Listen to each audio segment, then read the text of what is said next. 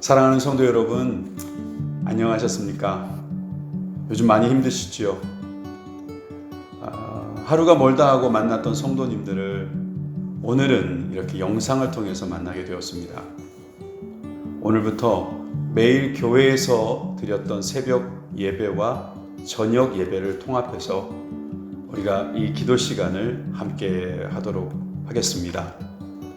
코로나19가 계속해서 확산되면서 이것을 방지하기 위해서 비대면 예배를 우리가 드릴 수밖에 없다는 것 여러분들이 양해해 주시고 함께 협조해 주시면 대단히 감사하겠습니다. 새벽 5시, 저녁 8시에 우리 교회에서는 부르짖는 기도가 이어져 왔습니다. 그렇지만 오늘부터는 각자 생활 속에서 우리가 하나님께 부르짖는 그런 시간이 되었으면 좋겠습니다. 이름도 지었습니다. 하루 기도회. 하루 기도회는 바로 하루에 3번씩 예루살렘을 향해서 기도했던 다니엘처럼 우리도 하루에 일정한 시간에 정해놓고 함께 기도하는 시간 되었으면 합니다. 자유롭게 여러분들이 동영상을 보시면서 기도하시고 함께 은혜 받으시기를 바랍니다. 다니엘 6장 10절에 이렇게 말씀하고 있죠. 다니엘이 이 조서에 왕의 도장이 찍힌 것을 알고도 자기 집에 돌아가서는 윗방에 올라가 예루살렘으로 향한 창문을 열고 전에 하던 대로 하루 3번씩 무릎을 꿇고 기도하며 그의 하나님께 감사하였더라.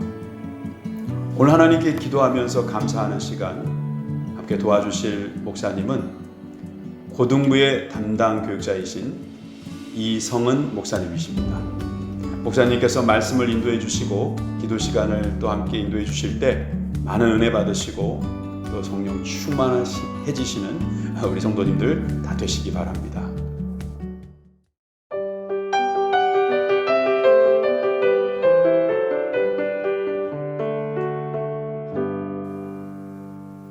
오늘 함께 읽으실 본문은 창세기 50장 18절과 21절까지의 말씀입니다. 창세기 50장 18절부터 21절까지의 말씀입니다. 제가 읽어드리겠습니다. 그 형들이 또 친히 와서 요셉의 앞에 엎드려 가로되 우리는 당신의 종이니이다. 요셉이 그들에게 이르되 두려워 마소서. 내가 하나님을 대신하리이까. 당신들은 나를 해하라 하였으나 하나님은 그것을 선으로 바꾸사 오늘과 같이 만민의 생명을 구원하게 하시려 하셨나니 당신들은 두려워 마소서. 내가 당신들과 당신들의 자녀를 기르리이다 하고 그들을 간곡한 말로 위로하였더라. 실버라이닝 효과라는 말이 있습니다. 이 말은 먹구름 뒤에 햇빛이 비칠 때 빛나는 그 가장자리를 의미합니다. 또 다른 뜻으로 본다면 어려운 상황 속에서 보이는 신락 같은 희망을 뜻하기도 합니다. 한글 속담으로 본다면 쥐구멍에도 볕들 날이 있다와 일맥상통할 듯합니다. 실제로 요즘 코로나 상황 속에서 실버라이닝 효과를 볼 수 있다고 합니다. 예를 들어 이탈리아의 그 베네치아의 운하의 물색이 아주 맑아졌다고 합니다. 그리고 얼마 전에 필리핀에서는 멸종되었던 희귀종 새를 130년 만에 다시 발견했다고 합니다. 이처럼 성경에서도 다양한 실버라이닝 효과를 볼 수 있습니다. 하지만 성경의 실버라이닝 효과는 사람의 힘으로 이루어진 것이 아니라 전부 하나님께서 사람은 상상도 하지 못할 방법으로 극적인 일들을 이루어신 것입니다. 대표적인 사건을 한 가지만 본다면 홍해 앞에 서 있는 출애굽한 이스라엘 민족을 생각해 볼 수 있습니다. 당시 이스라엘 민족의 상황이 어떠했습니까? 쉽게 말하자면 진퇴양난이었습니다. 출애굽기 14장 9절에 이렇게 기록되어 있습니다. 애굽 사람들과 바로의 말들, 병거들과 그 마병과 그 군대가 그들의 뒤를 따라 바알스본 맞은편 비하히롯 곁 해변 그 장막 친대에 미치니라. 하나님께서 그 애굽에 있었던 이스라엘 민족을 이끄셔서 애굽에서 끄집어내셨습니다. 그러고 난 다음에 그들이 지금 홍해 앞에 서 있습니다. 앞에서는 홍해가 막고 있고 뒤에서는 이스라엘을 쫓는 애굽의 군대가 쫓아오고 있는 상황입니다. 앞으로도 갈 수 없고 뒤로도 갈 수 없는 상황입니다. 이 상황 속에서 이스라엘 민족은 하나님과 모세를 원망하기 시작합니다. 그리고 그 이후에 어떤 일이 이루어졌습니까? 하나님께서 사람은 도무지 생각도 할 수 없고 사람은 도무지도 이룰 수 없는 홍해를 가르는 기적으로 이스라엘 민족을 구원해내십니다. 우리가 상식적으로 생각했을 때에 생각할 수 있는 정도의 생각은 아마도 이스라엘 사람들에게 하나님께서 힘을 주셔서 애굽 군대와 싸우게 하셨을 것이다 라고 생각해 볼 수 있을 텐데, 하나님께서는 사람의 생각을 뛰어넘으셔서 홍해를 가르시는 기적을 보여주십니다. 그뿐입니까? 홍해를 가르셔서 이스라엘 민족을 건너게 하시고 그것에 더불어서 그 이스라엘 민족을 쫓던 애굽 군대를 그 바다에 수장시키시기까지 하십니다. 이 진태양난이라는 먹구름이 쌓인 이스라엘 민족에게 빛났던 실버라이닝 효과는 바로 무엇이었습니까? 바로 하나님이었습니다. 오늘 함께 읽은 본문의 주인공 요셉의 삶을 우리 함께 생각해 보겠습니다. 요셉은 하나님에게로부터 꿈을 받은 꿈의 사람이었습니다. 하지만 실제로 그의 삶은 어떠했나요? 형들에게 미움받고 노예로 팔려가고 감옥에 갇히기까지 했습니다.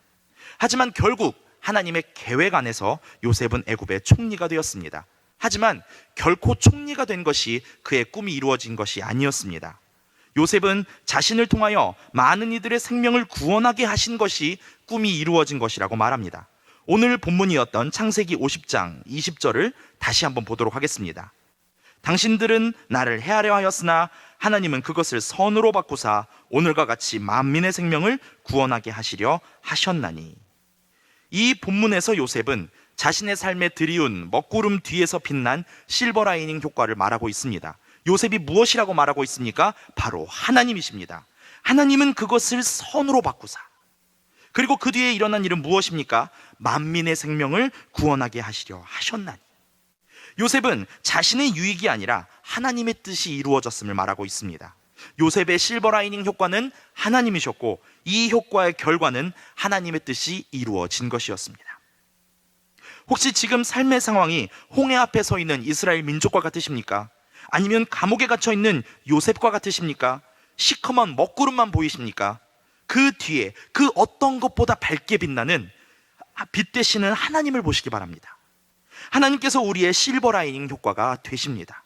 또한 실버라이닝 효과로서 하나님의 일하심을 통해 하나님의 주 되심이 드러날 것입니다. 하나님의 뜻이 우리를 통하여 이루어질 것입니다. 비록 이 코로나 상황 가운데에 지금은 먹구름과 같은 먹구름이 가득한 상황이지만 찬란하게 빛나는 먹구름을 뚫고 나오는 이 놀라운 하나님의 일에 도구로 쓰임받는 삶이 되시기를 간절히 축복합니다. 제가 기도하겠습니다. 사랑해 주님, 감사합니다. 주님, 우리의 삶이 홍해 앞에 서 있는 이스라엘 민족 같을지라도, 혹은 감옥에 갇힌 그 요셉과 같을지라도, 우리의 삶에 먹구름이 가득한 상황이라 할지라도 그 가운데 빛이 되시는 주님을 바라봅니다.